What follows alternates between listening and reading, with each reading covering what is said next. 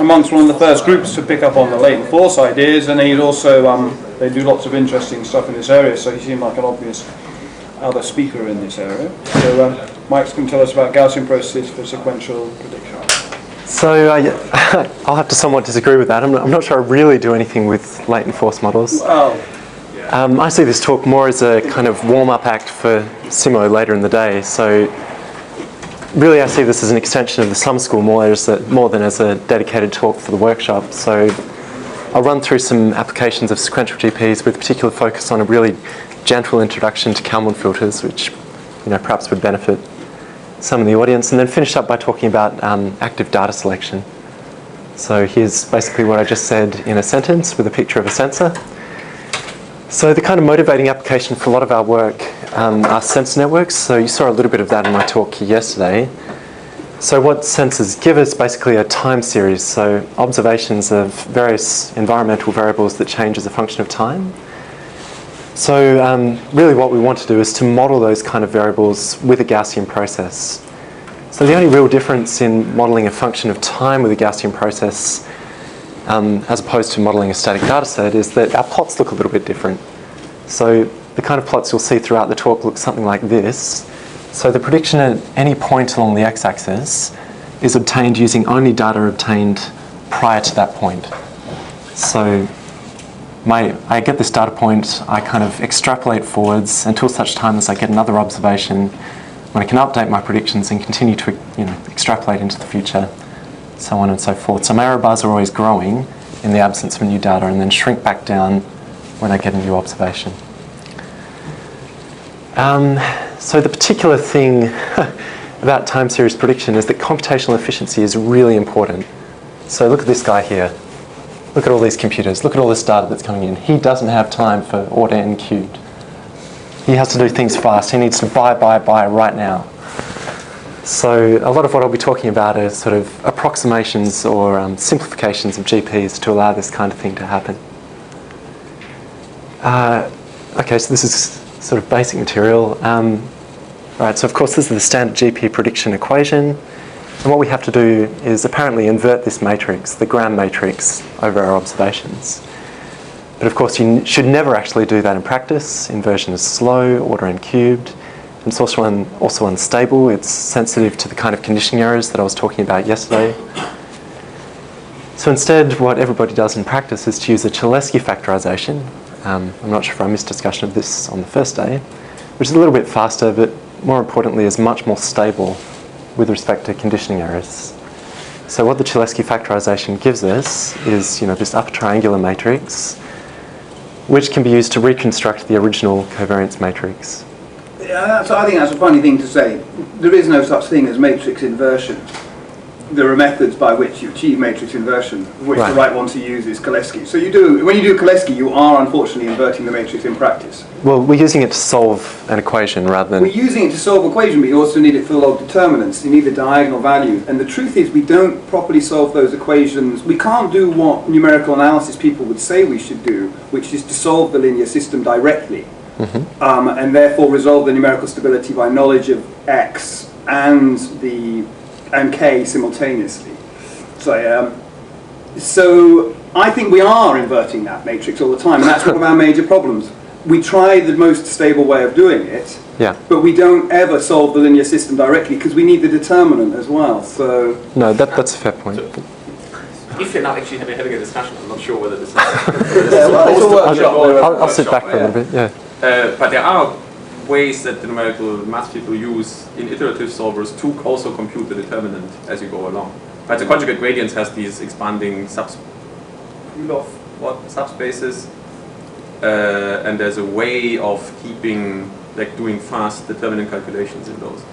I'm not sure this is actually what you're trying to get at, but I'm just saying you can try to solve the system, actually solve the linear system iteratively and get something out with which you can calculate the determinant. We just don't do it because we usually don't care so much about interesting. efficiency. I didn't know that. That's it would be interesting to know if that would solve some of these numerical problems we tend to get when we do this. So there's I think in the machine learning community this idea was originally once more brought up by John Skilling, Matthias Seeger wrote a paper about this, but it's actually a much older idea. The mathematics people have been doing this for many years. So Matthias Seeger's paper cites some of the old stuff. Right. To explain that. Interesting. Okay, despite all that, I'll try and continue. That was nothing to do with it. Yeah. So what we do with this Cholesky factor is to solve, the equations we actually want to solve. So, for example, what the inverse of this matrix times F is, using back substitution, which is trivial given the upper triangular form of the Cholesky factor. So, that's one way of solving the required equations. Another thing we can do, if we've got this kind of special structure in our covariance matrix, is to use a Toeplitz solver. So a Toeplitz matrix is one that has, identical elements along the diagonals. And if your covariance matrix looks like this, you can use a special Toeplitz solver to solve the required equations in order 4n squared, which is obviously, better than n cubed. The reason that's important for our applications is that actually a lot of time series do give us covariance matrices that look exactly like that. So if we have observations that are kind of linearly spaced, our covariance matrix will be exactly Toeplitz, and we can solve for it in order n squared, which is nice. So if we...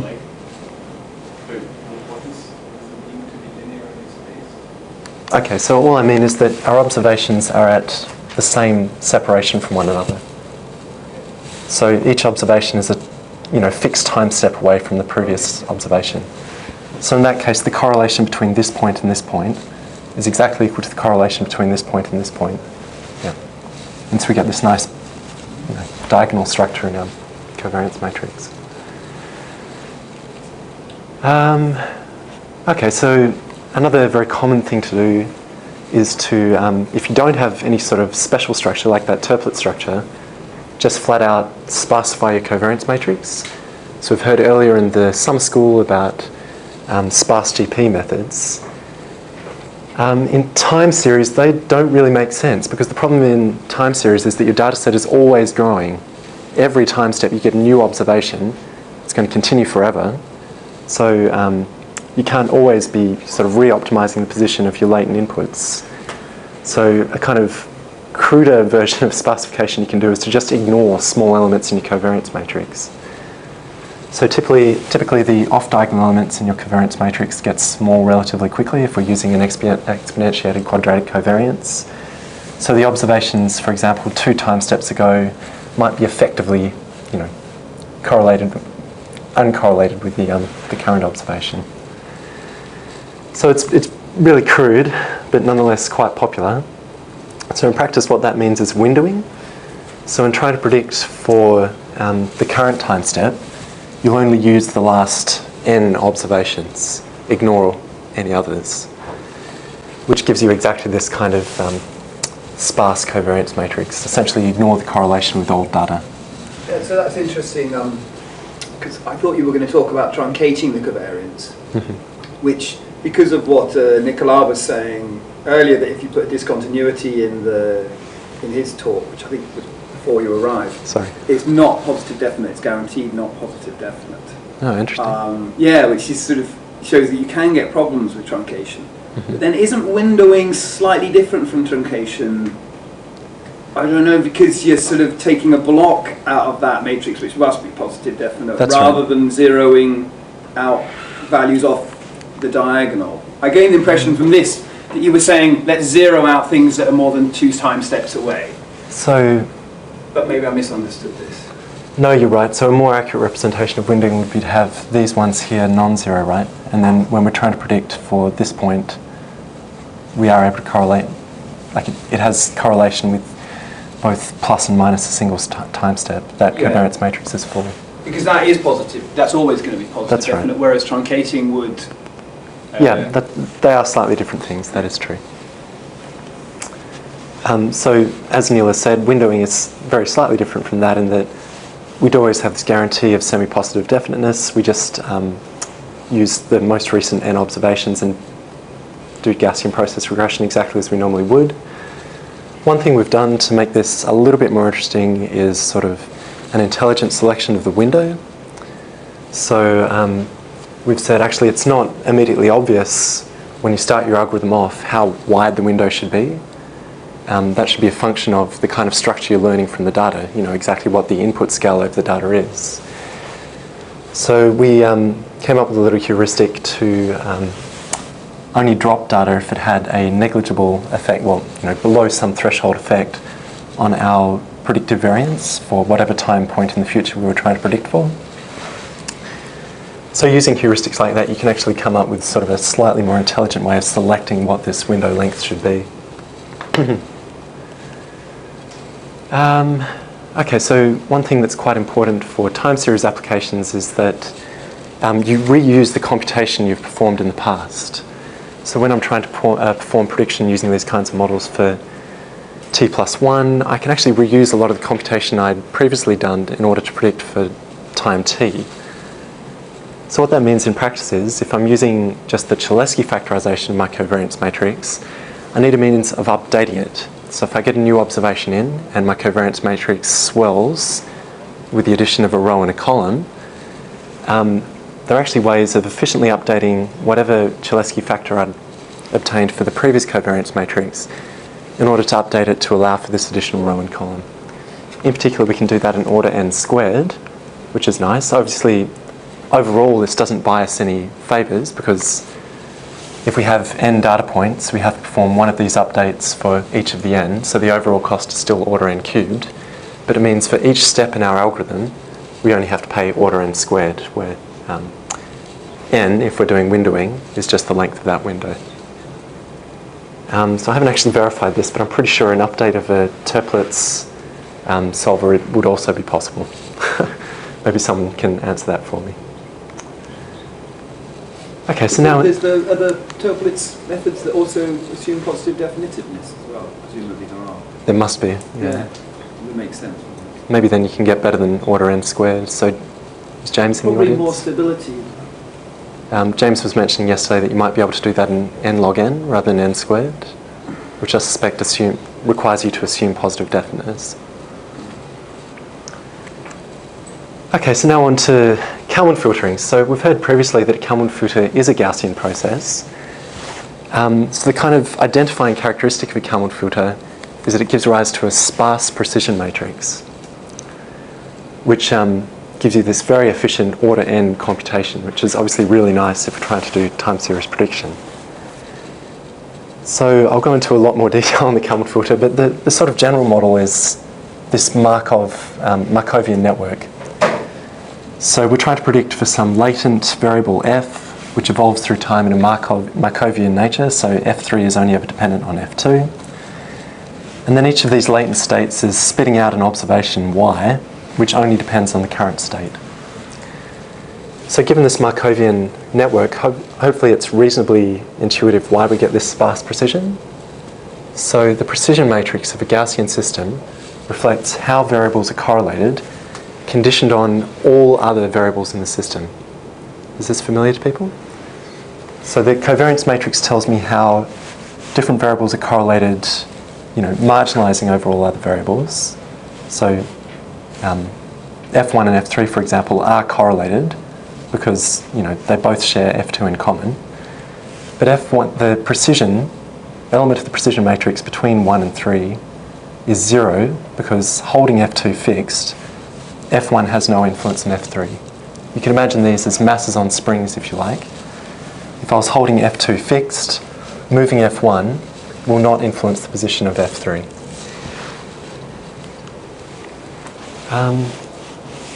So to delve into the maths, in order to get the Kalman filter to work, we have to start out with a Gaussian prior for the first state in our system. So I'll take the the distribution for F1 as being this Gaussian with mean U and covariance lambda.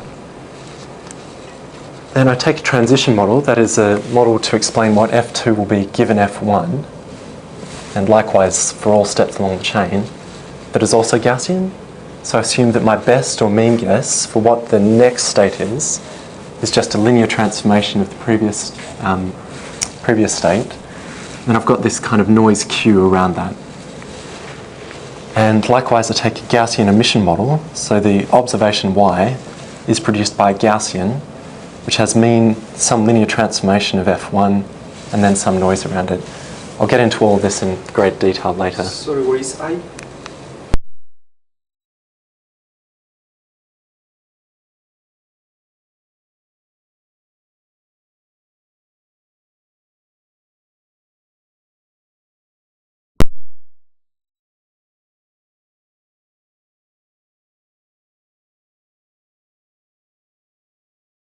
If you turn through the maths associated with these three equations, do all your Gaussian identities, you just end up with a covariance function that you can use in whatever form of Gaussian process inference you like, which has this particular form.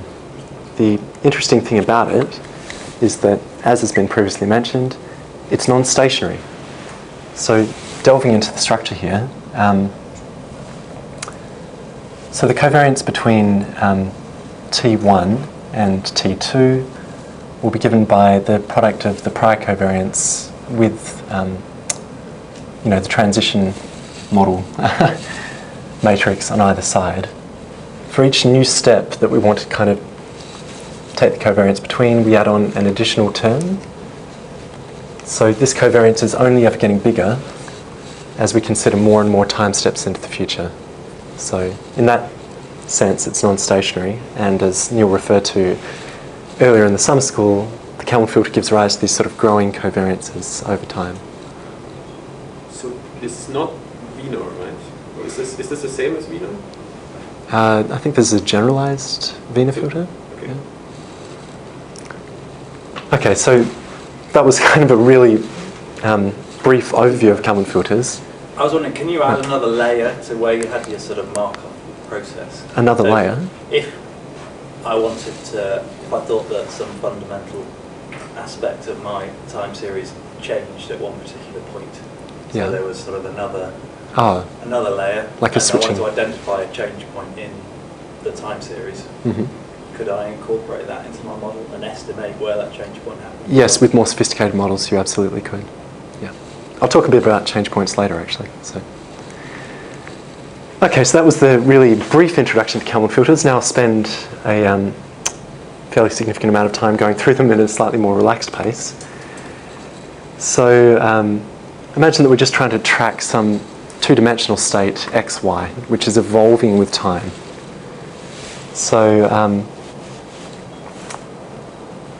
let's assume that up to the current point in time, tk, we've got some Gaussian distribution for what that state is, which has a mean that I'll represent using this kind of notation. So its mean is mu subscript k, meaning this is the mean for time step k, conditioned on all observations up to k minus 1. So this is the conditioning by reflecting all the information that I have in performing prediction for the mean at time step k. Likewise, this is its covariance for time step k, conditioned on all observations up to k minus 1. So likewise, I'll use the subscript k given k to mean the prediction for time step k using all observations up to time step k, meaning that this is the update for the prediction for time step k in light of the new observation obtained at that time. So those observations are generated using this kind of Gaussian emission model that we talked about before. The notation's changed slightly, I apologise, from the previous couple of slides. So the measurements that we're using to make these updates are produced by these Gaussian emissions. We'll start off with a really simple model in which the observations are just, as a best guess, equal to the current state, but have some Gaussian noise around it. So, a Gaussian covariance Rk. So given that we've got this Gaussian prior for the state at time tk, and we've just obtained this new measurement, zk, of the state at time tk, we want to update in order to produce the posterior prediction for xk in light of that new observation. So there's this kind of general result that, if you're combining Gaussian measurements, you can just add the precisions. Is this familiar to people? Perhaps not. Nonetheless, it's true. So if I've got a Gaussian prior for the state xk, which has this covariance, and then I obtain a new measurement, which has this covariance. The covariance for the posterior is just the inverse of the sum of inverses of those two covariances. Basically, I add precisions when combining Gaussian measurements. So as a simple sort of example of that, imagine that I had a prior for my state, that is a prediction produced for time step k, given predictions up to time k minus 1, which was equal to minus 1, minus 1. So that's this kind of broad blue distribution here. The blue cross in the middle is its mean. Its covariance is indicated by this ellipse. That's a contour of the full Gaussian prior. And that's given by this covariance matrix. So then if we obtain a measurement generated by a likelihood, as expressed by these terms here, so the measurement is generated by a Gaussian with diagonal covariance, represented by this kind of nice spherical Gaussian in green. I can update by summing up those precisions to produce the posterior in red, which obviously kind of combines the information in both of those distributions. So the red distribution is shifted from my prior by the influence of this Gaussian observation in green.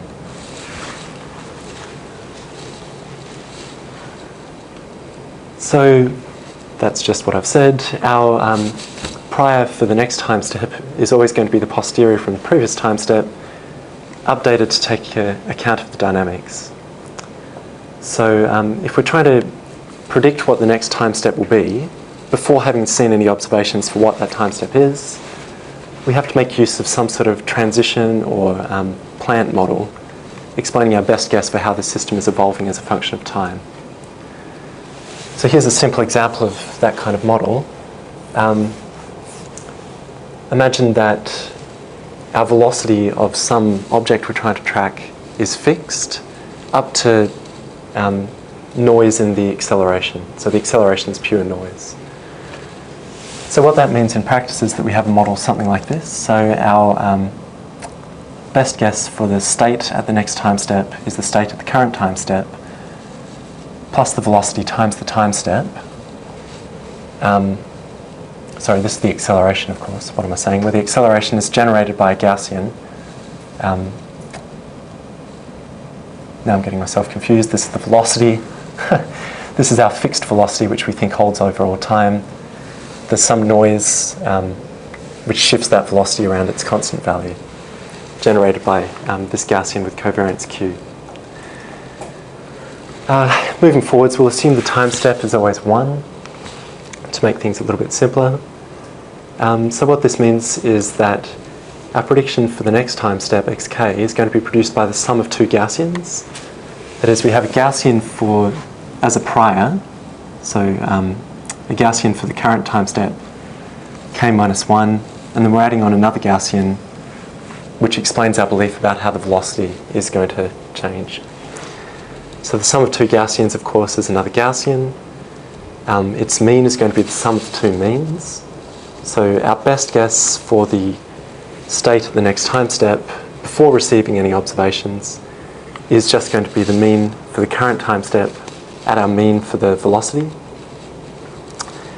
And likewise, our covariance for the next time step is going to be our current covariance added on to the covariance in the velocity. So here's that same Markov network that we saw before. Observations depend only on the corresponding state. States only depend on the neighbours. And here it is, the Kalman filter, given those sort of assumptions. So this is the kind of thing that Simo was talking about yesterday in order to efficiently perform prediction for a time series which has this kind of Markovian structure. So maybe it's not worth delving into the maths in too great a detail. The kind of general cycle of a Kalman filter is to start out with this posterior for, so at time step k minus 1, we've got a posterior p of x subscript k minus 1, given all observations up to time step k minus 1. Then we perform prediction for the next time step. We sort of extrapolate into the future, making use of our plant or transition model. That's what we've just talked about on the previous couple of slides. So our mean is updated, our covariance is updated, our covariance is inflated due to the fact that obviously we're going to get more uncertain about the state of the next time step in the absence of any new information. Then we update in light of the new observation we receive at the next time step. So that observation is generated by this Gaussian likelihood, and that has the capacity to shrink our covariance back down. So in combining those Gaussians, we add our precisions, and in general this could actually be smaller than the posterior from the previous time step if this observation is informative enough. So this is the general cycle of a Kalman filter. We extrapolate into the future by prediction, obtain a measurement, update, and then iterate. So here's a simple example of that. We start out with some posterior for the state at time equals 0. We make a dynamic step according to some fixed velocity v with noise q around it, and we get a new measurement z1, which was generated by some Gaussian with covariance r1. So, kind of skimming through the maths here, you can see that starting at -1, -1, and then assuming that our velocity is 0 as a best guess, our prediction for the next time step should just be -1, -1. Fusing in the observation, which was actually 6.2, leads us to believe that the actual state at time step 1 was closer to 4 and 2, so a fair way away from our kind of predictive distribution. And the predictive covariance has also shrunk considerably. So just performing prediction in the absence of any observation gave us this quite large covariance. Shrinking it down with that prediction gave us this much tighter covariance. Here's that kind of illustrated pictorially. So we start out with posterior from the previous time step. We extrapolate into the future, so our covariance swells because we're extrapolating. We shrink it back down with a measurement. And, sorry, this is the Gaussian explaining the measurement. Combine that with our predictive posterior and get this new iteration of the process. All right, so too boring? No, I just had a quick question. Where does square root propagation come in to deal with the Square root propagation? Square root propagation. I don't know this, sorry. Square root propagation. I comment one thing. Usually that update step is you use the matrix inversion formula to get rid of the inversion. Right. So that's not what you really use in Kalman filters. But okay, the square root propagation comes if you don't want to compute the covariance matrix at all. But instead you always just propagate the Cholesky factor. Oh, right. And you can rewrite the equation so that you don't need to form the covariance matrix at any point. Just update the Cholesky thing. So you get the equivalent equations, but only for the Cholesky factors. It's more stable, isn't it? Yes, it's more stable because well, it's like a square root which regarded as half the number of bits. Or, well, not half the number of bits, but one bit, or yes, half. Everyone brain is working today. But anyway, you don't need so long word length. Is it clearly explained in your book? It's not, but there's a very good set of references which you can consult. Cambridge University Press, 2013. Okay, right. So that makes sense. Instead of having to carry around these precision matrices, which we previously discussed as being somewhat unstable to compute, we could instead propagate Cholesky factors. Okay, so here's the slightly richer model that I presented in that really brief kind of overview, a couple of slides at the beginning. What we can do instead of just having a transition model which is the identities, so where the next state is just the previous state, we can have this kind of arbitrary linear transformation of the previous state. So I'll introduce this matrix F, which represents, F times the previous state is our best guess for the next state. So that leads to these kind of trivial modifications to the Kalman filter. So now our best guess is just F times the previous guess. And F just pre and post multiplies the covariance then we add on the plant noise, qk, in order to get our predictive covariance for the next time step. Likewise, we could kind of come up with a slightly more general measurement model where our measurement is actually generated by some arbitrary linear transformation of the state. So that linear transformation is represented by this matrix H. And we get a similar kind of modification to our update rules here, where we just have to pre and post multiply the inverse covariance by H and H transpose. So it's kind of an example of where we might want to do that. Imagine putting in the velocity to the state. So imagine that we're trying to track some object which has a position x and y in Cartesian coordinates, but we're also going to consider its velocity in both x and y as a member of that state. So in that case, we can say that the state at time step k is this linear transformation of the state at time step k minus 1.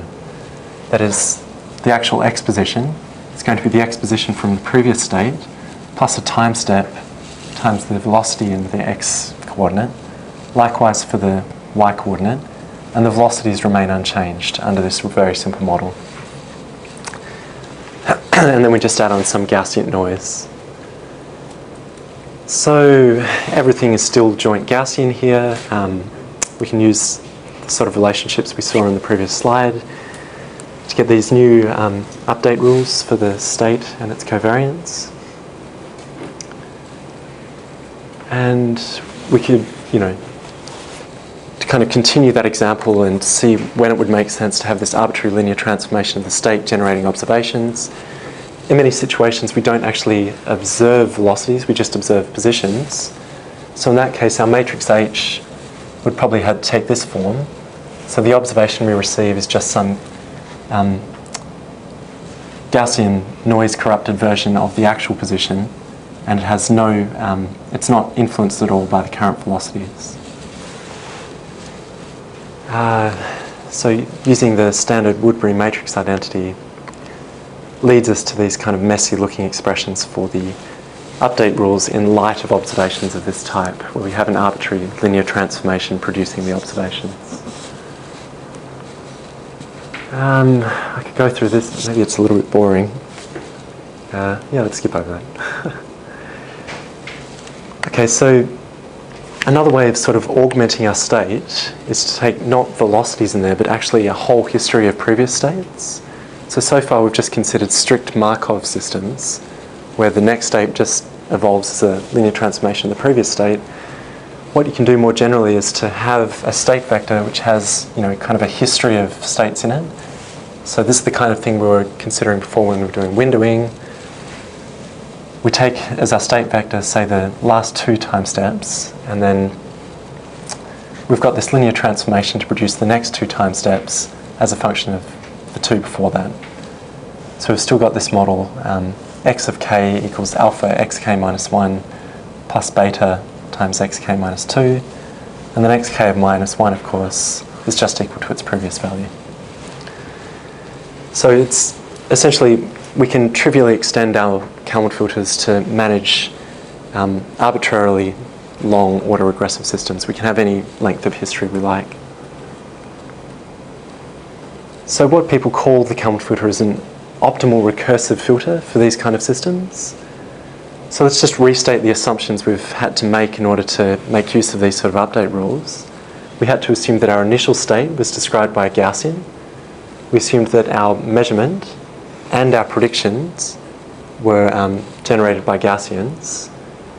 And we had to make our state evolution linear and our measurements linearly related to the state. So kind of everything is linear Gaussian throughout. So obviously under a lot of circumstances this is a little bit inadequate. We might want to consider non-linearities in particular. So if we wanted to do that, one way of dealing with that is to consider the extended Kalman filter.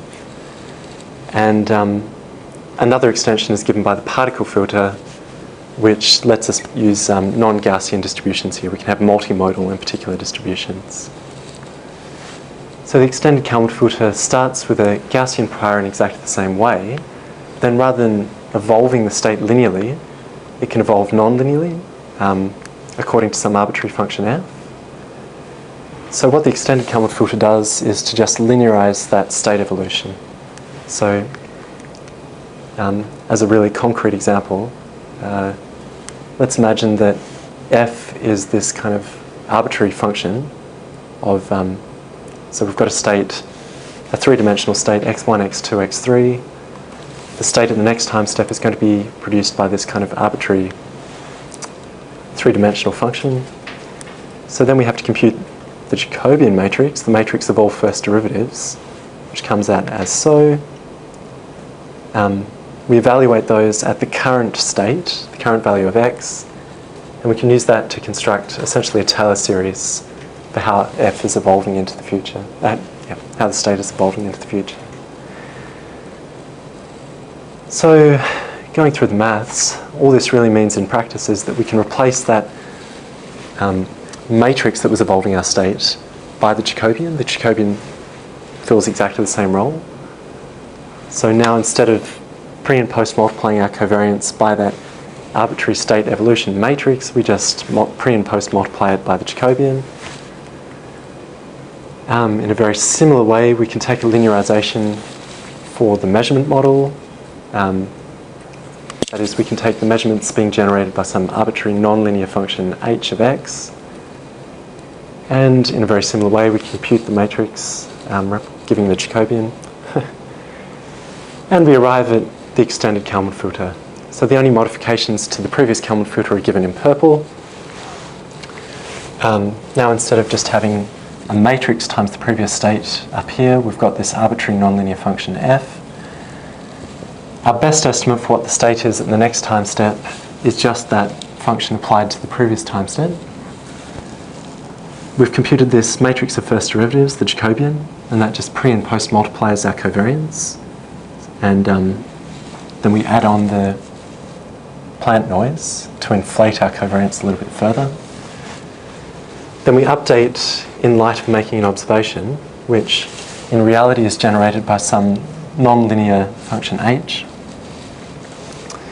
Then our update rules are just modified so that our measurement model matrix was replaced with the Jacobian, reflecting our linearization of that nonlinear observation model. So you have to know f and h. Yeah, that's right. You assume that you know this f and h. I'll talk a little bit in a sec about what you can do if you don't know f and h. Okay, so really the extended Kalman filter is just this sort of trivial modification to the standard Kalman filter, except we've performed this linearization of both the state and measurement model. So very, very briefly, particle filters allow us to consider the non-Gaussian system. So this is kind of a sequential Monte Carlo approach that I'm not entirely happy with, but what it does let us do is to tackle situations where using a Kalman filter, which kind of assumes that our best guess for the next state is just this, unimodal Gaussian distribution, would fail catastrophically. So the particular case where you might want to consider multiple Gaussians to represent your best prediction for the next state come about where you're trying to balance multiple hypotheses to explain the next state. So imagine, for example, we were trying to track dudes in an image. So we had some contour, some method of identifying the contour of their image, and we're trying to track how that contour evolves over time. So then, of course, if we're trying to track multiple people in an image, or, if we're trying to track a single person in the presence of multiple people in an image, we have to constantly be considering multiple hypotheses, explaining the different, weighting the different possibilities here, given that the actual person we're trying to track might potentially be any one of these people in the image. So you can kind of see how our posterior probably wants to be evolving over time here. So as we gain more information about, which person it is we're trying to actually track, hypotheses merge and split away again, depending on how people are obfuscated or move. So this is all based around a sample-based, sequential Monte Carlo-based approximation. I don't really even want to talk about this. So, as in any inference, sorry? There's a problem, the one time I played with particle filters, and I was put off them for life, was primarily because it never sustained multiple hypotheses. Because if one mode is larger than the other by any extent, if like one mode is 100 times more likely than the other, when you do this resampling, you actually don't select from the second mode. Right. And very often, if your model's bad, one mode is 100 times. It only has to happen one time in your sequence, and then you lose the multiple hypotheses. And it seemed that unless you put in hacks to stop that happening, and this was, I don't know, 8 years ago I was trying this, that always happened. And everyone who's publishing in Vision showing they're sustaining multiple hypotheses, they've got heuristics. Massive hacks. Yeah. Massive heuristics and hacks, which I really don't like, because it means you can't tell if they're doing something probabilistic or not, because they don't tell you they're heuristics. Yeah, I agree completely. I don't believe in these methods. I would like to come up with Bayesian quadrature kind of solutions to exactly these problems, but we haven't done it yet, so this is what there is. Yeah. I don't know if there's do people know if these are still issues in sequential Monte Carlo. I don't know about hacks. They're no more hacks than choosing a better covariance function. No, they are massive hacks, because you're using an important sample. Because you actually break the important sample. So to sustain, what happens is that they reweight. So the important sampler says you should reselect, in order to have it converge towards the posterior, you should reselect your particles according to the weights. The truth is you have maybe 200 particles for computational reasons, and as soon as you get two modes in your posterior, one of which is larger than the other, one of which is many more times likely than the other, what happens is that to represent the distribution across those modes, like one's 200 times more likely than the other, you need one particle in one mode and 199 in the other. And very often you even lose that particle in that one mode. So the discretization of the posterior doesn't allow you to properly reflect the true multimodality. You do need enough particles. Yeah, but that could be millions. Because particularly when the model's not correctly fitted. I mean, when you're doing EM type things in these things, then you might have a slight multimodality there, but it's really, really biased towards one mode. So if your parameters are wrong, this happens big time. Degeneracy is a problem. But it's like saying an MCMC is flawed because you picked the wrong sampler. It is flawed. Okay, I know. Like you in your talk yesterday, I set up a straw man of Monte Carlo methods to blow that. They're still, for most cases, in simple, quick. They still outcompete. But the particle filters, what everyone uses in computer vision, I'm not saying what people are doing in statistics, if they introduce heuristics, which mean they're not sampling from the posterior. So the first heuristic they introduce is they anneal the posterior, right? So they anneal the likelihood, they multiply the likelihood by the log likelihood by a value smaller than 1, right? Which flattens out these modes and means you sustain multiple hypotheses, and means you've also radically changed your likelihood, which is why you get these bizarre results of these boxes. So if we track Mike, we would find that a box would land across his nose and across half his face, which is completely unlikely given, I mean, in an image, we know where Mike's head is. And that's because they've annealed the likelihood to soften these things so that they don't get this effect so strongly. So that means they're not actually sampling from the posterior anymore. The way I view the annealing is you're saying your model is imperfect, so it's a bit like the ABC approximation. You're just smoothing everything out, you're passing everything through a kernel to smooth everything out. So you're not getting the posterior you started wanting, I agree.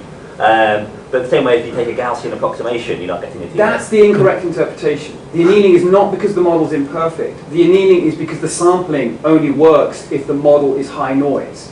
And that's what I really object to. Because the model is perfect, that actually the posterior of where Mike's head is, as we move the box across his head, is really sharply peaked, like 1 pixel either way. And when you sample in particle filtering, you don't tend to draw from such. The posterior is very, very sharply peaked. So the model's pretty good. The likelihood is not ideal because it doesn't include Mike's eyes, it's just a foreground background thing or something. But actually it locates his head extremely well. But the problem is then your particle filter can't find that very sharply peaked posterior. So people modify the model away from a good model to a bad model to make the sampling work. And I hate that. I mean, I just find that super offensive.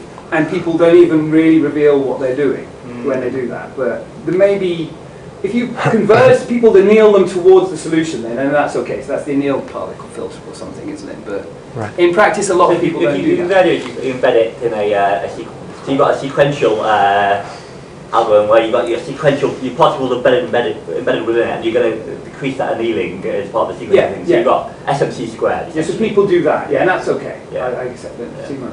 Yes, so I was in a conference which was about like particle filters last week, and it was everyone was thinking that okay, particle filters are faulted because they are exact, they are better than Kalman filters. So never use Kalman filters, they are Gaussian approximations. And here people say that okay, don't use particle filters because they are bad because of the other reasons. So. Well, I don't know. I think what I don't like is, so everyone likes probabilistic methods, right? Because they say, oh, it's principled, and I'm doing the exact thing I understand, my modelling assumptions, and so on and so forth. And I agree with that.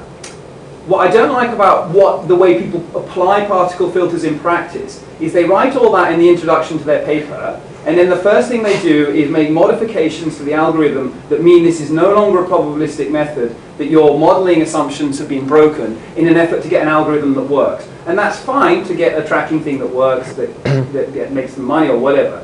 But I don't like the fact they got an introduction that claimed they're using proper propagation of uncertainty, because they're not.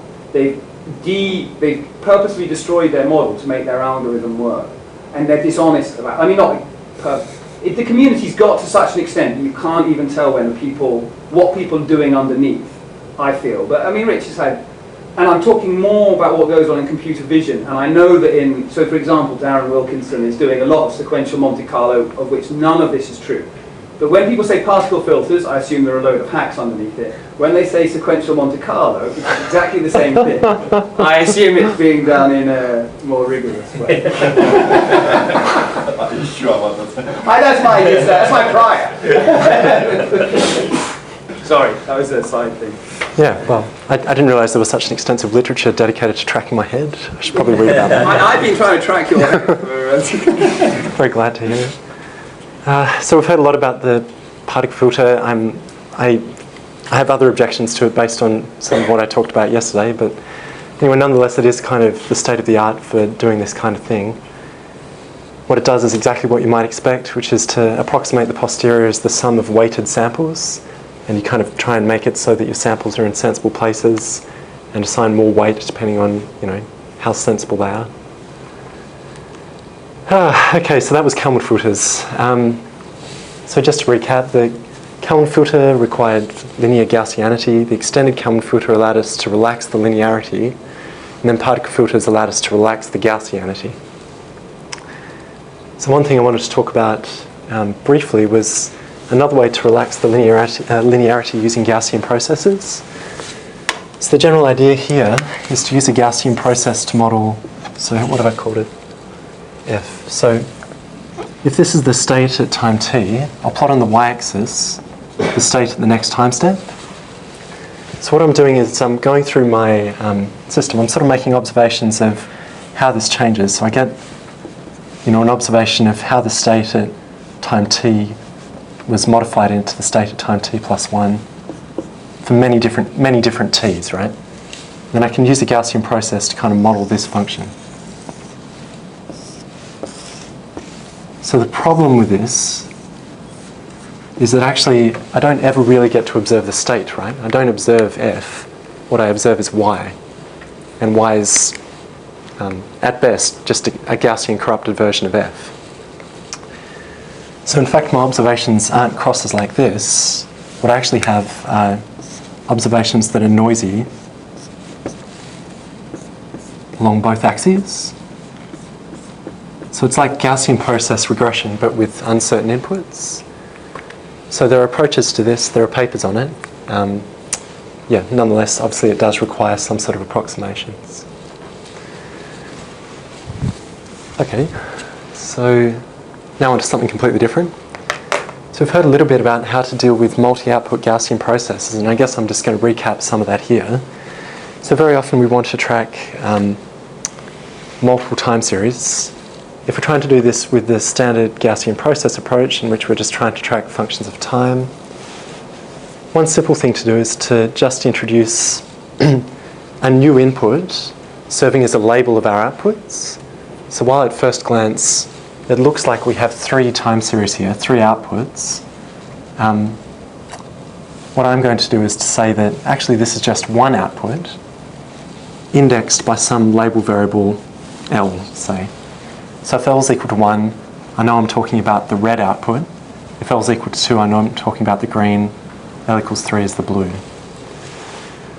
So the nice thing is now I've transformed from like multiple outputs to multiple inputs, which I know how to deal with. This is a very common trick.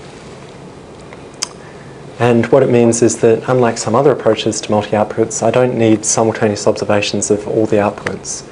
So that was true for the Kalman filter, for example. When I took my state as having multiple time series in it, I had to make observations of all of those time series for every step in my process. Here I don't have to do that. It's just like Gaussian process regression over a two-dimensional input space. I can use whatever observations I've got to perform predictions about whatever other points I'm interested in. So it doesn't matter if I've got these long stretches of missing data. I can just use whatever information I've got when I get it to perform prediction about the points I'm interested in. So in practice, what you end up doing here is usually taking a separable covariance.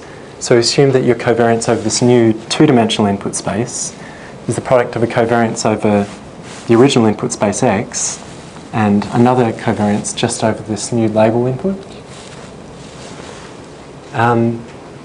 So what we've done in the past, so for this covariance you take whatever you would normally take to track your time series. For this covariance it's not entirely clear what you should do at first glance because you don't really have a lot of information about how the different time series you're trying to track should be correlated. So what we've done is to take what's called the spherical parameterization to arbitrarily parameterize the full covariance matrix over all possible values of L. So what do I mean by that? Well, so the covariance over my label variables is actually just a matrix. So if I've got 3 time series, the covariance over them is just a 3 by 3 matrix, right? It's not really a function, or it's a function that only takes a discrete variable with 3 possible values. So really all I need to do is to find some way of parameterizing that covariance matrix, and spherical parameterization gives me exactly that. So the spherical parameterization decomposes the covariance matrix. So this K is that covariance over the labels in this particular case. So I represent that as the product of these Cholesky factors. And then I further decompose the Cholesky factors by saying that I've got some diagonal matrix giving me the scales of each of these elements, and then another covariance matrix, another factor parameterized according to these kind of spherical terms. So this term times its transpose is always the identity matrix. This term gives me the, this term times its transpose always has ones along its diagonal, and this term on the other side gives me what those diagonal elements actually want to be. So you've heard a lot about the Kronecker product. I guess I can skip over that.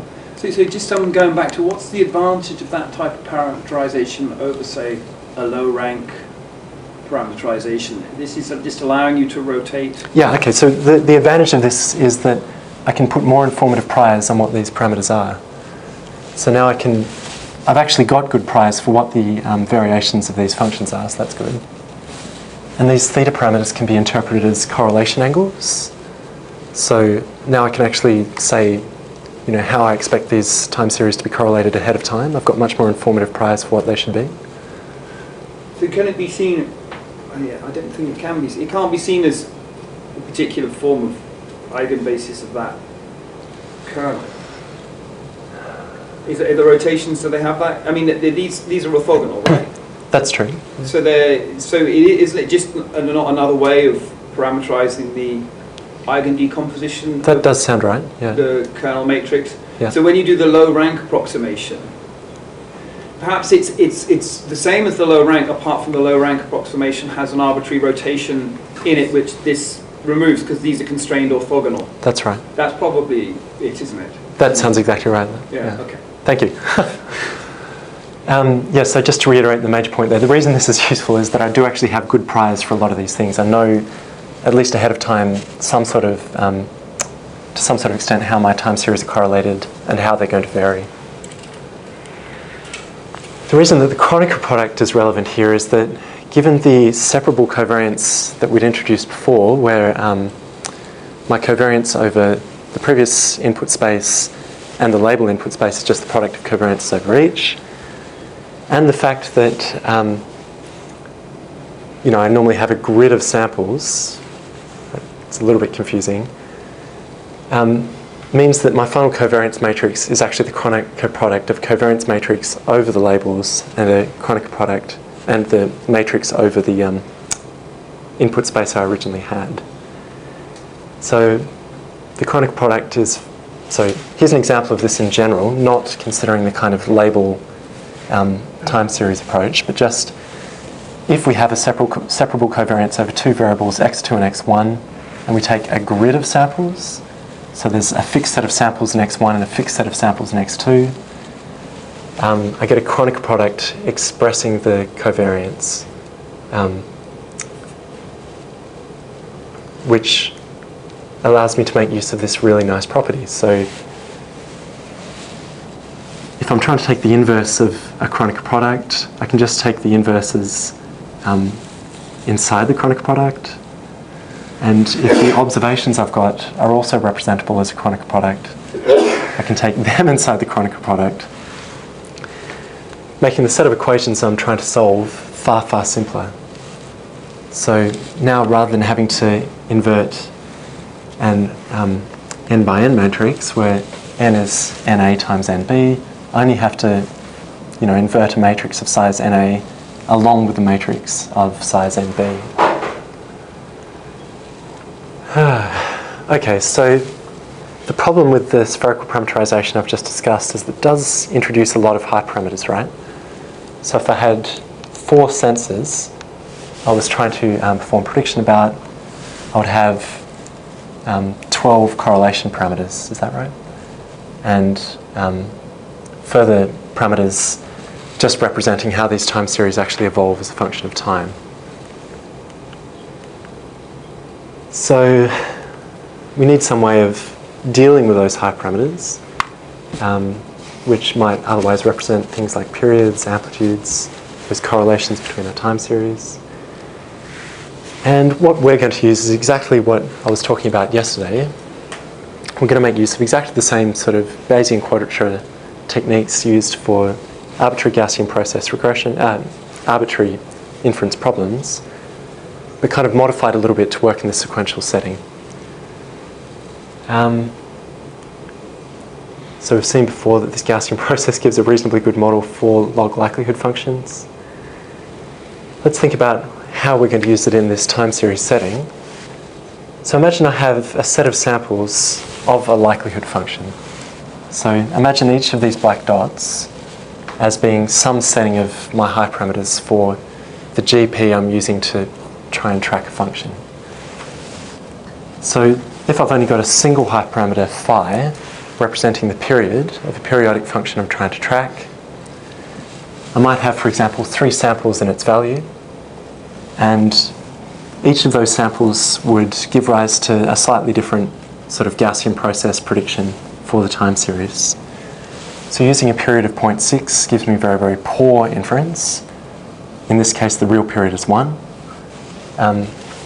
Taking a sample in the period of just over 2 gives me slightly better inference, but obviously over time it diverges from the truth because this isn't exactly a harmonic of the real period of 2. Taking a sample which is much closer to the real period of 1 gives me slightly better inference. So really no one of these samples is that good in itself. What we really want to be doing is to be exploiting the Bayesian model averaging approach given to us by Bayesian quadrature to sort of combine all these predictions. So here's a first stab at that. So just given a fixed set of samples, what Bayesian quadrature allows us to do is to assign weights to those samples, which will adjust to the data at hand in order to give us the best possible prediction. So I've got a set of samples in the period phi, represented along the y-axis, and the weights associated with those samples are represented by the colour and weight of these little dots. So you can see that moving through time, as we get more and more information, we get more and more certain about what the true period is, until after a set number of observations, more or less all the weight is assigned to the sample that's closest to the true period of 1. And so our predictions kind of get better over time, closer to the actual underlying function we're trying to predict for. Of course, I don't think anyone's too impressed with this particular prediction. Let's try and improve on it by not just updating the weights associated with the samples, but also doing this doubly Bayesian quadrature thing, where samples are actually moved around so as to minimize our uncertainty in the integral. So in this particular case, the integral is actually giving us a predictive posterior. So what we're trying to do in some sort of sense is minimize our uncertainty in the prediction for the function by moving around samples in the hyperparameter space. So we're trying to move around a set of samples in the period in order to perform optimal prediction for the function itself. So you can see in this case, we do a little bit of exploration over possible periods to begin with. A lot of these circles are fairly invisible, I'm sorry. But after only, 3 periods, we really lock on to the true period and perform very accurate prediction as a consequence.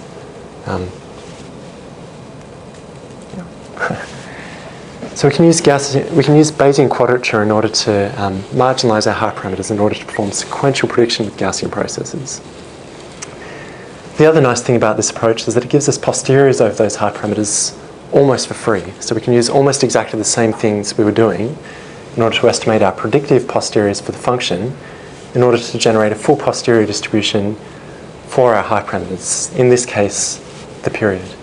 Is it going just slightly negative after point? It is, yeah, that's right. So this was not the Bayesian quadrature model where we were modelling the log. This was just a Bayesian quadrature model on the likelihood, in which case we don't have the constraint that, This is faster.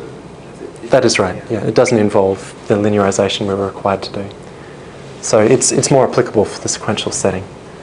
So the true period was 1. Our posterior is kind of peaked around it. Its mean is given by this dashed line, which is pretty close to the true period. So out of curiosity, what sort of issues did that negative lead to in practice, and how did you deal with them? Well, so in this setting, it's not too big a deal. Given sufficient observations, the GP is actually, does kind of learn the non-negativity. You do end up with weird situations where the weights go substantially negative. When you have 2 samples that are too close together, you'll often end up with the weights associated with one of those samples being really strongly negative, one really strongly positive. And that gives, due to numerical issues, all kinds of weird effects. Yeah. Okay, so a particular example where having this full kind of distribution over all our hyperparameters is very important arises when we come to consider models over time series that have change points and faults in them. So a change point is a sudden dramatic change in the underlying characteristics of our data. Something like this. So we go from a system that has a nice smooth behavior to one that's a lot more volatile at some change point in time. A fault is just a change point in the observation mechanism, exactly the same thing, except it doesn't affect the latent function, it only affects the observations we're receiving of it. That's the difference between a change point and a fault. So in order to use Gaussian processes in these settings, all we really need to do is to come up with slightly different covariance functions. So here's a covariance function modified to accommodate those kind of drastic change points that after which the function has absolutely no correlation with the function before it. So in this case, just as you might expect, you end up with a covariance function that just drops to 0 after the change point. So note this is a non-stationary covariance. It requires knowledge of where that change point occurs, and in general the covariance will be different depending on where you are relative to that change point. So on the top, of course, there are draws from a Gaussian process with that covariance. Another change point of interest is a change point in input scale where a function suddenly becomes much smoother or less smooth. So again, you do the obvious thing. After the change point, you just take the covariance that you would have had with that modified input scale. So this is a function that's moving from a short input scale to a longer input scale. So smoothness of the kernel has a strong effect on smoothness of the samples, right? Yeah. I guess in this particular setting, because it's really only non-differentiable at this particular 1x, you only get a kink at really that point. The samples look like that, right? That's exactly right, yeah.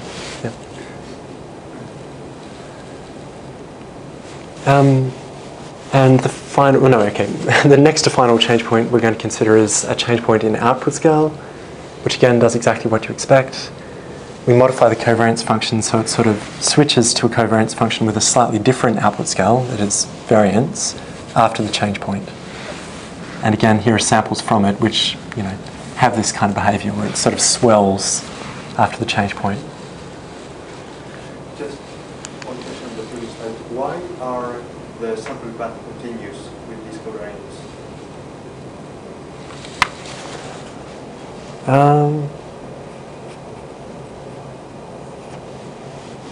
That's a good question. I can't explain that. I don't think they should be. Yeah, sorry, I don't have a good answer. I think maybe that was... Hasn't the image just been scaled on the right-hand side? I don't think so. Maybe we modified the code in order to generate these plots to look nice. I'm not sure. No, actually, I think this is right. I don't have a good explanation for it. I think... Yeah, maybe we can talk about that later. I'm sorry. I'm now convinced that these are actually correct. Mike, they will be continuous because you are just taking a long random. You will take a long vector of random numbers, and then you will just multiply them with the underlying covariance functions, and it will still be continuous because even when you're multiplying with a different set of these Gaussian processes at those points, it still won't jump because it still is that same random number chain. It's just we switched the kernel.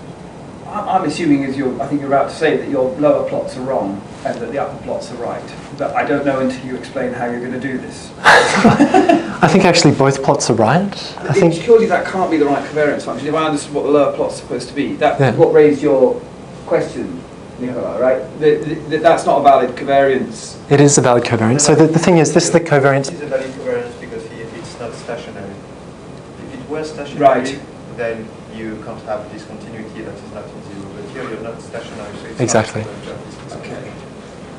So, the thing is, this is just the covariance between the time point 4 and all other times. So, there's a jump between the correlation here and the So I can see how I can easily make that covariance by multiplying a standard covariance by something of the form of a step function plus an offset. And the offset gives me the covariance before the change point, and the step function addition gives me the step function, the covariance after, right? That's right, yeah. Maybe the sample path are conditioned with respect to random observation in the middle. No, I don't think they are. That's a different covariance I'll talk about later. Okay. I don't have a good explanation for why these sample paths are are continuous. I just think... So if we consider... let me think about it. Maybe we can talk later. Yeah. It was a very interesting observation. Okay, so the problem with this sort of approach to tackling change points is that it does lead to a lot of hyperparameters being introduced. So now instead of just having a single input scale, we've got one both pre and post the change point. We've also got another hyperparameter indicating exactly where that change point should occur. So what we want to do is to manage all these hyperparameters, that is perform prediction even though we don't know them. But the nice thing about the Bayesian quadrature approach is that it also gives us the posterior of those hyperparameters, which is what actually people are interested in for a lot of change point applications, the posterior over where a change point occurs. So here are some examples of that. So here's that same example, the trivial example from the first slide in this sequence. So by marginalising over where this change point's occurred, marginalising over what its characteristics are both before and after the change point, we get this nice smooth prediction that only veers off the observations and true latent function for a little bit after the change point. The plot at the bottom displays the posterior over the change point location, which is a little bit difficult to understand if you haven't seen it before. The y-axis here is the time since the last change point, the run time, if you like. This is the time along the x-axis. The colour indicates the posterior density. So any one of the columns in this plot represents a full posterior distribution over where the change point was.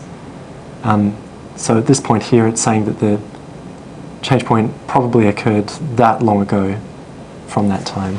So this strong diagonal line indicates a strong posterior belief about there being a change point at this location. Do I have to specify beforehand how many change points I think there are going to be? Yeah, this is a slide I'm about to. So, yes, you're absolutely right. A priori, we do need to indicate how many change points we're expecting. But the thing is that we're doing all this in a windowed approach. So what we did in practice was to consider only a very small number of change points in any given window. And it's not actually an unreasonable thing to do, because in tracking, we're only ever trying to predict for a point beyond the window, right? We're only ever doing extrapolation. And actually, there's not that strong a correlation with points before a single change point, let alone with points 2 change points ago or 3 change points ago. These change points actually are indicative, actually do reduce the correlation.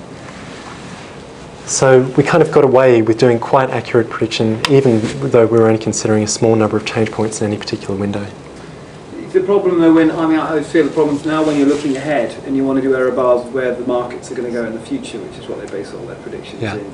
You really sort of want to be non-parametric about including change points for the future to get your error bars right. And I guess that's difficult to do. Yeah, we're not doing that at all. We don't consider change points in the future. Because that's the sort of thing that seems to have been missing out of the financial. The financial crash, GFC. Yeah. So in your previous slide, so that thick blue line, that's really nice. But can you also explain why there is this sudden sort of drastic uncertainty after 0.8? Like what is it?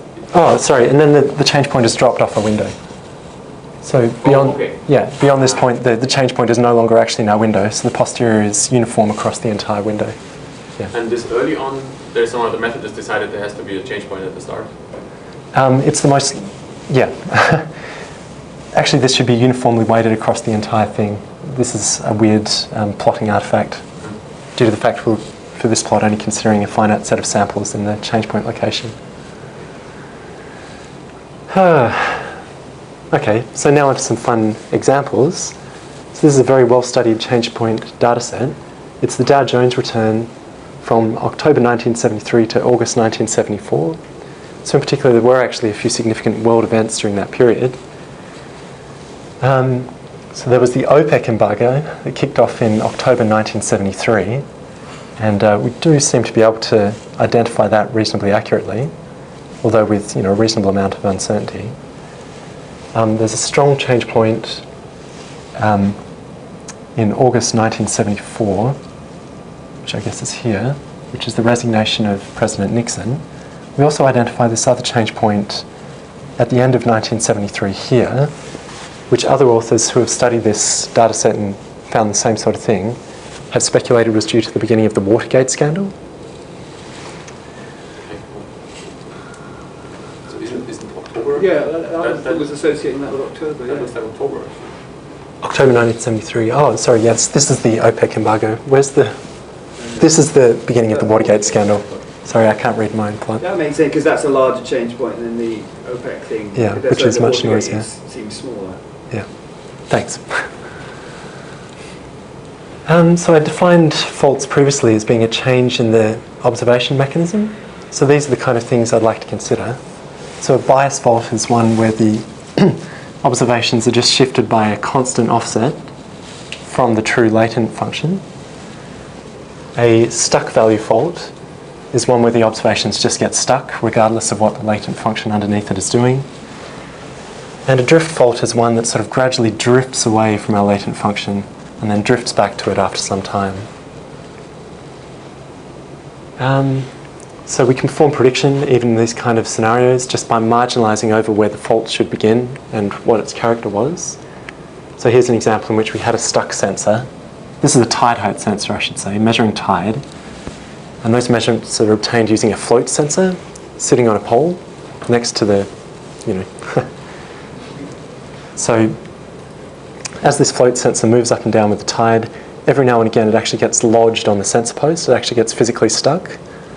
So at that point we get these readings that are, in the same way stuck until such time as the wind blows it off and our readings return to normal. Nonetheless, in the interim, our model, which is acknowledging the fact that such faults could exist, is able to perform effective prediction with error bars growing in the absence of new information. Is that a multivariate output, or is it just periodic covariance? It's just a periodic covariance, yeah.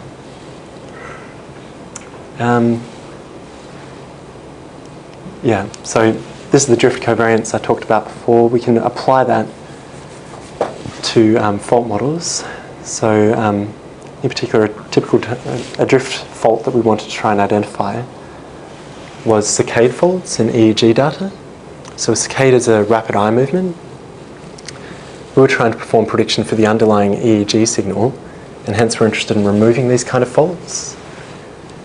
So we use this Gaussian process to model the contribution to our signal from the fault that had such a change point model in its covariance. So it knew about the fact that every now and again there would be a fault contribution that would sort of drift up and down again. We're able to marginalise over where that happened and get this really nice posterior prediction. So note that in combining the multiple hypotheses about where that change point could occur, moving from left to right, we've got a really strong posterior for the observations being an accurate model of the latent signal until such time as this sort of begins to drift up and our posterior sort of diffuses away. So as this kind of fault contribution gets bigger and bigger, we begin to assign more and more weight to the hypothesis that says that actually this was just a fault. We don't know exactly what the latent signal is during this time, so it's really diffuse until such time as the signal drops down to about where we think it should be, and our predictions just latch onto the observations once again. So I've also examined some other methods of doing fault detection. What I've talked about so far are just methods of fault and change point detection where you've got really strong prior models for what those faults and change points are going to be. We also introduced a model for faults that are a priori uncharacterized. So all we're really doing here is using a fault model that was just a really fat Gaussian. So we're hoping that that would sort of capture any deviations from what we would assume to be the sort of normal behavior of our model. And we tested out on this really quite nasty data drawn from water sensors, which had all kinds of discontinuities and spikes, all kinds of horrible things, all in the one time series, such that it was sort of impractical to consider just a single fault model to sort of characterize all the possible faults that we could possibly see in this data. And we got reasonably good predictions out of that. So we were able to produce these painting faults. So these faults were due to the build-up of ice on the sensors. I'm not sure exactly why they give this periodic kind of behavior. Nonetheless, we're able to efficiently perform prediction in the presence of those faults and get a really nice posterior for, where those faults occurred. Is the period associated with night and day? These are only single observations. That doesn't sound right to me. The times at the bottom though aren't correlated. Is it not just ice melting and leafing? That would make sense to me. This does, certainly they are periodic, but these are just single observations. They're not extended observations as you would expect if it was due to ice melting or something like that. So, Mike, is there maybe a way in which you could introduce like prior knowledge? So trying to maybe to predict who is going to be a fault. So I'm thinking like a machine maybe, that it's working in some regime very good, but then at some point it's faulty. And then you know the dynamics of the machine maybe. Right. You could have a prior knowledge and introduce that in the model. So that's not something we've done, this sort of prognostic fault detection, rather than just diagnostic fault detection. Obviously it's very interesting for a variety of systems, but we haven't tackled it. Okay. So I'm almost out of time, perhaps I should just leave it there and not talk about active data selection. Is that okay? How long does it take you to talk about active data selection? I could show a fun demo without getting into the details. A fun demo would be great. Yeah, sure. I like this stuff. So. Yes. All right, so what we've got here are 4 sensors deployed off the coast of Southampton in the Solent. So they're making readings of a whole bunch of different things. So air pressure, air temperature, tide height, etc. And what I'm going to do here, without getting into a whole lot of the details, let's slow that down a little bit, is to get... So obviously I'm using a Gaussian process to model the readings of, in this case, tide height from these 4 different sensors. The observations are in red. I'll overlay on that the black true values, which were obtained after the fact, using slightly more accurate measurements of what the air temperatures actually were at these sensors. On top of that, I'll overlay predictions made by a Gaussian process, which is explicitly acknowledging the correlations that could exist between all these 4 sensors. So our predictions are reasonably good, as you can see. The final thing I'm going to do is to let the Gaussian process actually select when and where it should take observations. So what I've done is to define a loss function, which is the sum of uncertainties, the sum of variances in particular, at all these 4 sensors. And I've also defined a cost of observation. I've said that, wait, this is the wrong, sorry, this is the wrong demo. Let's restart that. So I've defined a cost of observation, which will hopefully lead me to sample as sparsely as I can get away with. Let's load that and start again. So by minimizing an expected loss, I'm able to determine when and where I should sample from these 4 sensors, which sensor I should sample from and when, such that I don't take any more observations than I need in order to produce accurate prediction about the tide height at these 4 sensors.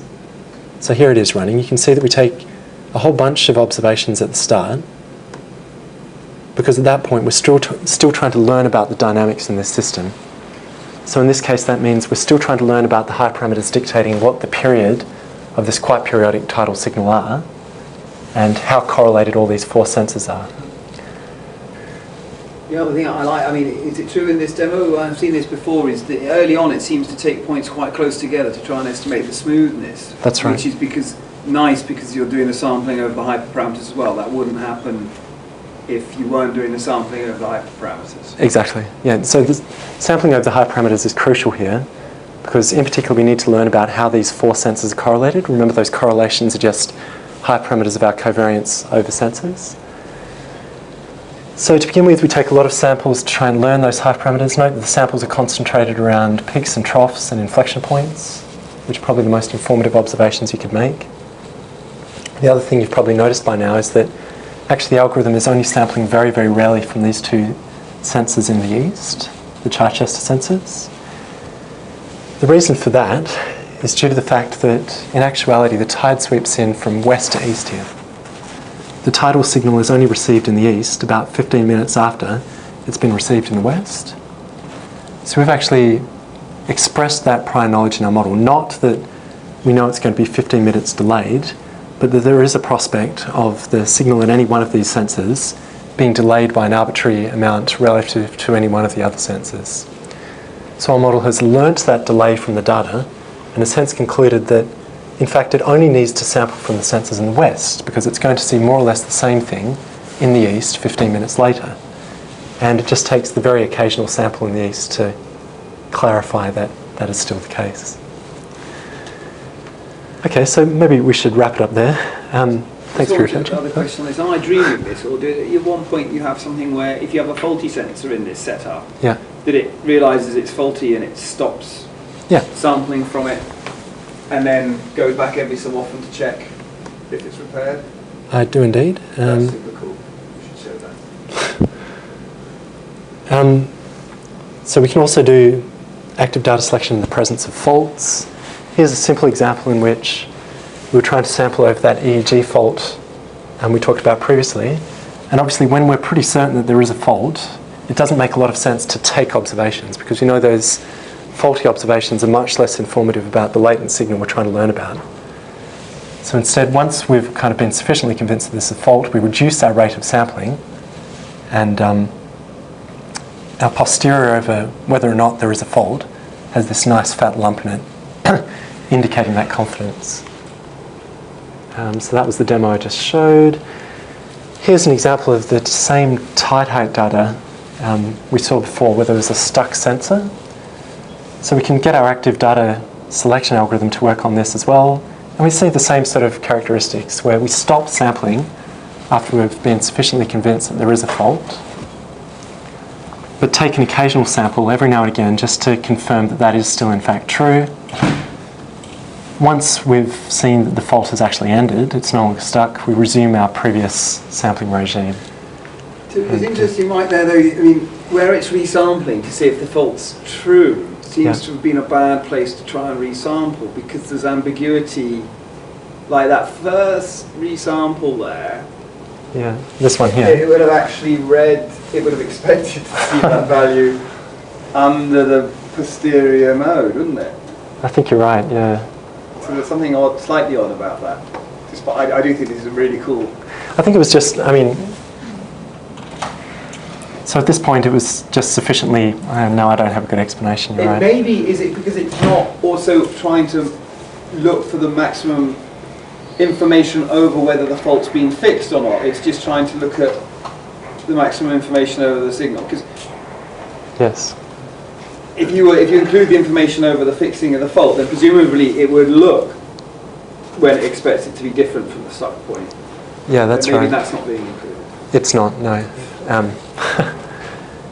So yeah, we're only ever looking at the variance of the latent signal at the current time. We're not considering the influence of the observation we're going to make in our future predictions. One final example. So here's another sensor network. This is a sensor network deployed on the Vanengrat glacier in Switzerland. Problem with this sensor network, as with a lot of sensor networks, is that the sensors are very remote. So this is a really strong application for our method, because taking an observation from these sensors is very costly. So it takes a draw on the battery associated with the sensor to transmit those readings back to Basecamp. So we don't actually want to take any more observations than we need to. So here's the algorithm running over the 25 sensors in this system. In particular, I'm showing results here over a period of data related to air temperature, which there was this kind of interesting period of volatility, which in fact we're very interested in learning about. This is when we're most, most interested in taking observations. So to begin with, we sort of take this nice even sampling regime. This plot down here indicates the times at which samples were taken. Note that one thing we seem to be doing here is to take a sample from every sensor to begin with, and then another sensor a little bit later. After that second sensor, we seem to have learnt that all these sensors are correlated to some extent, given that we've observed them all at exactly the same time. So after that second sensor, we can kind of shift to this dispersed sampling regime, where we don't need to sample any one of them, any pair of them at the same time, given that we know there are these strong correlations. That all changes once this change point occurs, when the increased volatility leads us to sample much more densely, until such time as we're sufficiently convinced that it's ended, and we shift back to more or less the same sampling regime we had before it. Okay, thanks for your patience. Yeah.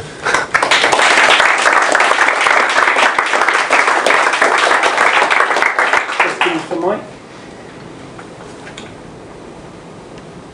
Just a question about data selection. As you said, for sequential data, the data just grows as time goes by. So except for windowing, are there any other ways of smart selecting the data? Not really. I mean, windowing is it. Windowing basically is it. I mean, there are intelligent methods of selecting the window, but it's a reasonable heuristic. I mean, the assumption you're making here is that your signal is smooth, that it's only So in trying to predict for the next time step, it's only the most recent data that is all that relevant. You get interesting effects, of course, if you have periodic signals. So here, windowing is actually quite a bad approximation in that if I'm here and I'm trying to predict for this point, it would actually be really valuable to me to have these points rather than just this history of points. So I'd like to see some work that did slightly more intelligent selection of the points in the window, but that hasn't been done. When you're doing fault detection, how do you know that it's a fault in the sensor and not some rare event in the environment? Right, so this has to come from your priors, right? So there are two kind of regimes here. Either you can come up with strong prior models for what faults look like, which is good for some cases where we know that faults look like stuck sensors, for example. Or we can have this kind of fault bucket approach where we have a strong model just for the latent signal, the true normal condition signal, and then just have this sort of broad bucket into which anything that deviates from that falls into.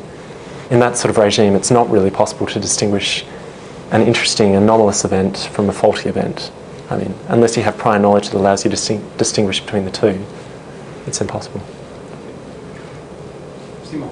Yes. Well, I was wondering why you use windowing. So it's in this kind of models or this kind of data, it's common to use so-called switching linear models. Okay. So I was wondering what's the reason not to call it those? You have like a kind of standard solution to like track switch points, change points. Obviously, it's related to the state space thing, so you get the trouble which you get out of that. But anyway, there exists like a method to. It's like you have HMM model for the switches, and then linear model given the switch variables. Right. But we wanted to have this kind of richer Gaussian process approach at the level that we're actually taking observations. It wasn't clear to us how to do that with kind of how to do inference effectively when we have this sort of latent hidden state indicating which regime we're in the presence of change points, emitting full Gaussians at the observable level. I think isn't one interpretation that the switching linear dynamical systems actually have the prior over when the change points occur included. So you can sort of see this as just doing maximum likelihood, or you've assumed a fixed number of change points, so you're doing Bayesian inference over a fixed number of change points, whereas those HMM systems allow you to continue switching into the future. So this is, you could put that layer of HMM on top of what Mike's doing and do the same thing but then predict into the future. Would that be it? Yes, you absolutely could, but as I said, the inference problems here get a little bit tough. So it's just a sort of modelling choice about whether you have that type of prior on, and in this case he's chosen for a richer underlying Gaussian process and sacrificed the ability to have infinite change points into the future. Exactly. Was the demo run in real time? No. So the peaks and tides you see here, these are half days. So yeah, we did have a real implementation of this that was running in real time, but it's not very interesting to look at because this just inches downwards. When predicting time points of change, could you compare two underlying latent functions? So when trying to predict the location of a change point, so what was the second? I'm sorry. Sorry, I didn't understand the second part of the question. You would have two latent underlying functions, and you would predict when they agree and when they start to disagree. Is there some way of... you mean the presence and absence of a change point, or? Yeah, sort of. When you compare, to compare timelines in the end. I still don't really understand the question, I'm sorry. I mean, so we are obviously... Come to you. Sure, yeah. Any other questions? Okay, if not, we can thank Mike again. And, what we'd like to do now is, if people are happy to go outside for a photograph, is that right? I think that's what he'd asked if we could do now. So